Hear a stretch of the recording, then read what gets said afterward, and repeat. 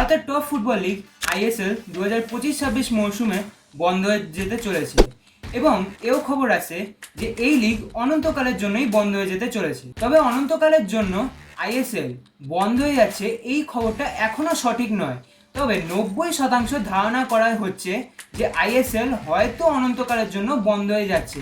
তবে এই বছরের জন্য এআইএএফ অর্থাৎ all India football federation ISL কে বন্ধ রাখার নির্দেশ দিয়েছে। ঠিক কী কারণে আইএসএল বন্ধ হচ্ছে চলুন দেখে নিই। প্রধান কারণগুলির মধ্যে হলো 1.